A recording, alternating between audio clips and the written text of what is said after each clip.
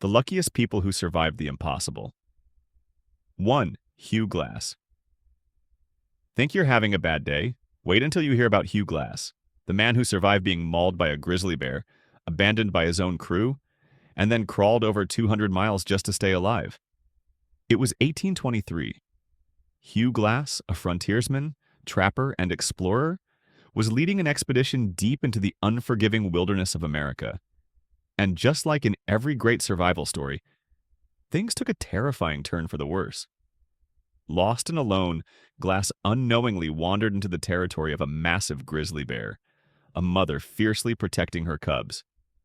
And let's be real, making a mama bear angry might be one of the worst ideas in human history. Glass learned that the hard way. The bear charged. With a single swipe of its monstrous paw, it sent Glass flying like a rag doll. Claws like razor blades tore through his back, his arms, his legs, ripping through flesh and shattering bones. Blood sprayed everywhere. If this were a UFC fight, the referee would have stopped it in the first 5 seconds. But Glass wasn't going down without a fight. With what little strength he had left, he pulled out his knife and drove it into the bear's neck. The battle was savage. The ground shook with snarls and screams, and when it was over, both Glass and the bear lay motionless in the dirt. This is where his loyal crew finally showed up, and they faced a very thoughtful decision. Carry him back to camp?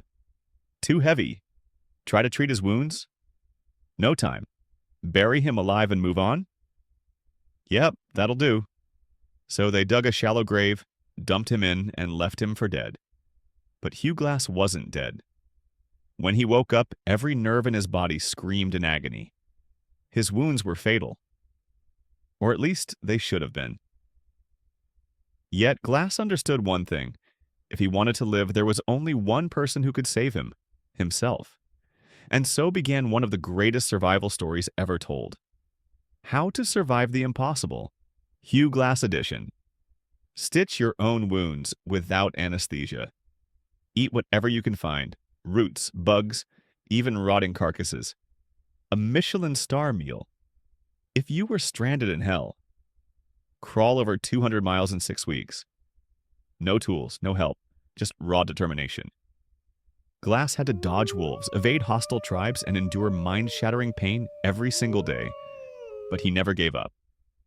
After 6 weeks of crawling through hell, Hugh Glass finally staggered back into camp.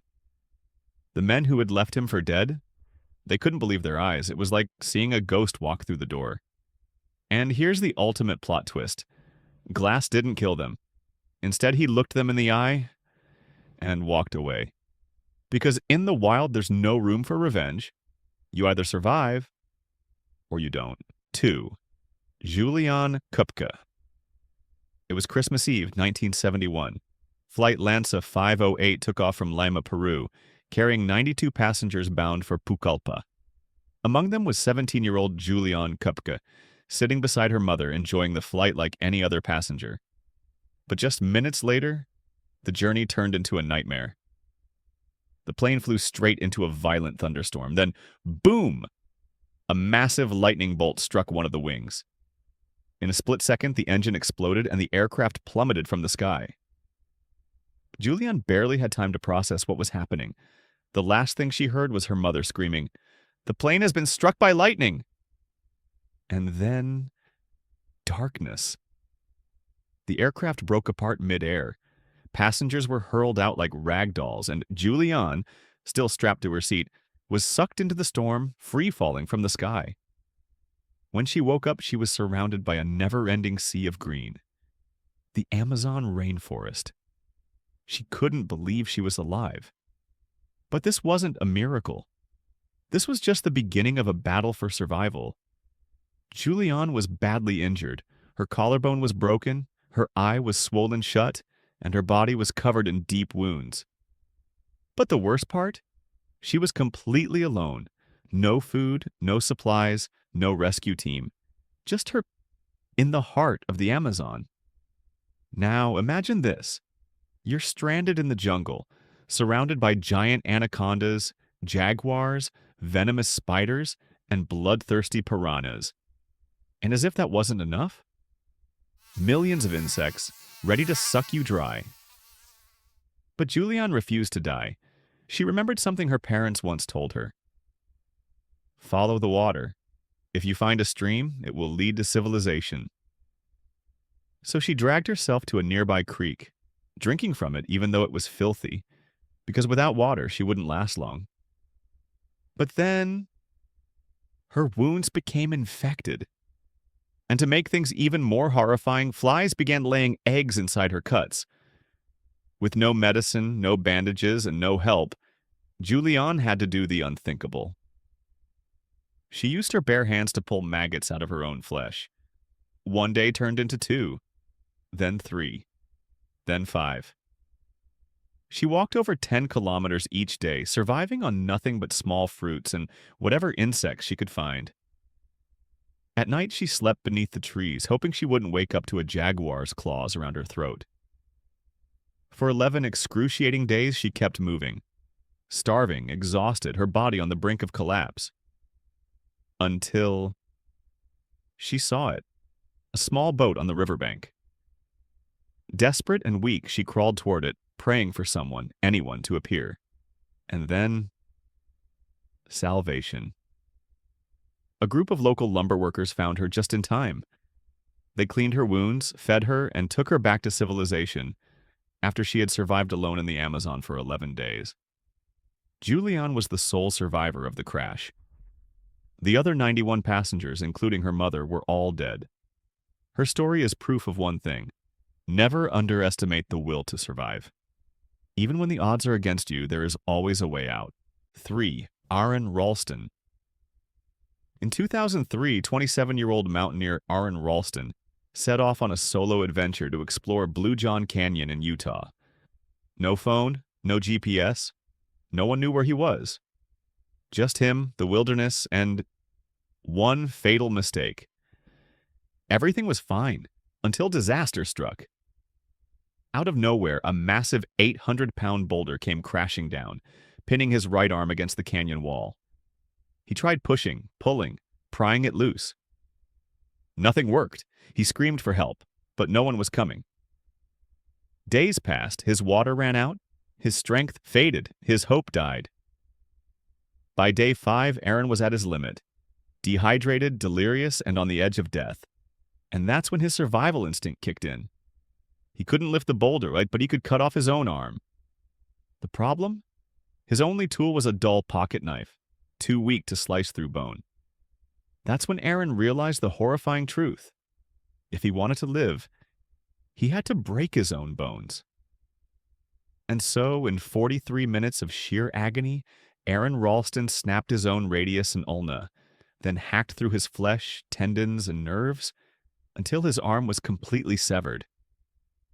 But the nightmare wasn't over yet.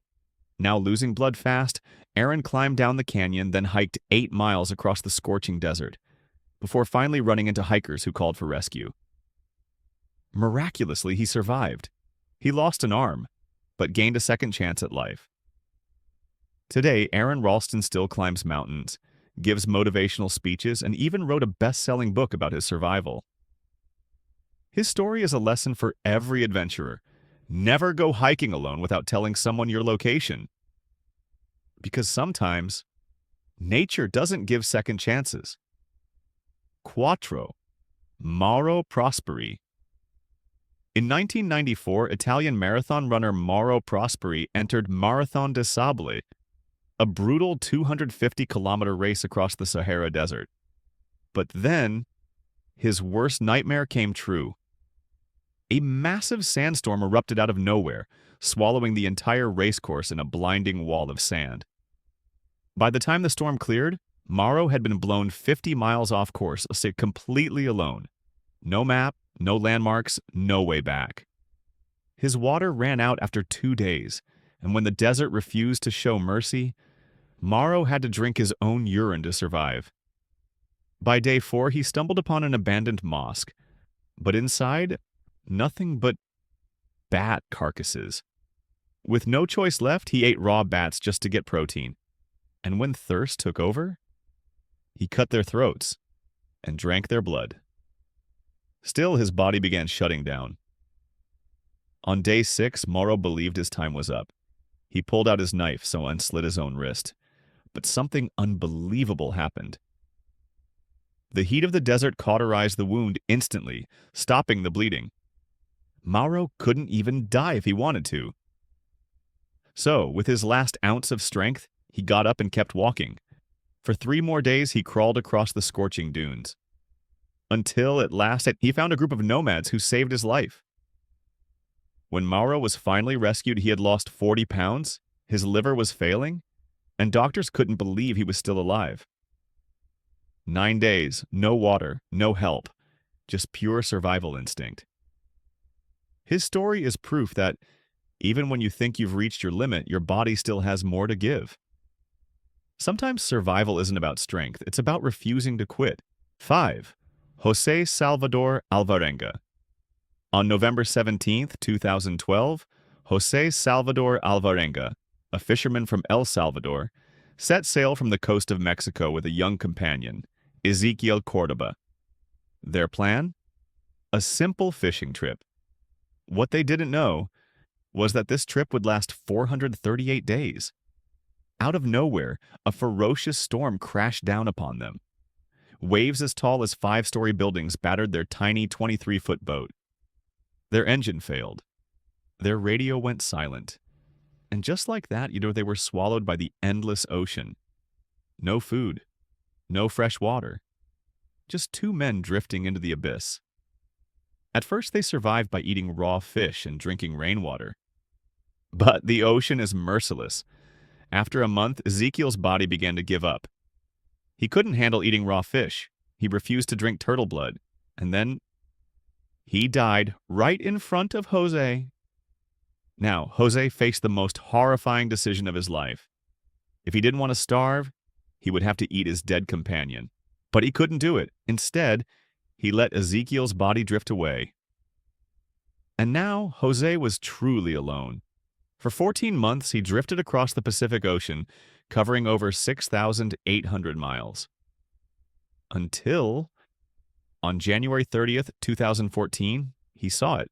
Land. His boat washed up on a tiny island in the Marshall Islands, where a local fishing family found him, barely alive. Jose had lost dozens of pounds. His body was sunburned, exhausted, on the edge of collapse. But somehow, he survived. No one could believe it. 438 days. 1 man. The ocean versus human survival. And against all odds, Jose won. 6. Tsutomu Yamaguchi. Imagine this. You survive an atomic bomb. That alone is a miracle. But then, just 3 days later, another atomic bomb drops. And you survive again. This is the unbelievable true story of Tsutomu Yamaguchi, the man who lived through both nuclear bombings in Japan and refused to give up.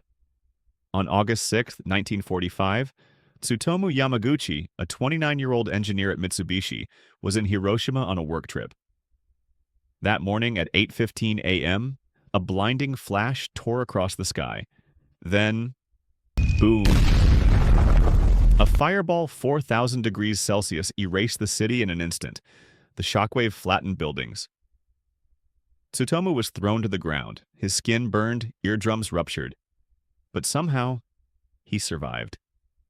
With the city reduced to ashes, he stumbled toward the train station, the only thing left standing. And then, the unthinkable happened. The next day, Tsutomu boarded a train back home, to Nagasaki. He thought he had escaped hell. He was wrong. Because on August 9th, 1945, just 3 days after Hiroshima, another bomb fell, this time on Nagasaki. Once again, he was knocked off his feet.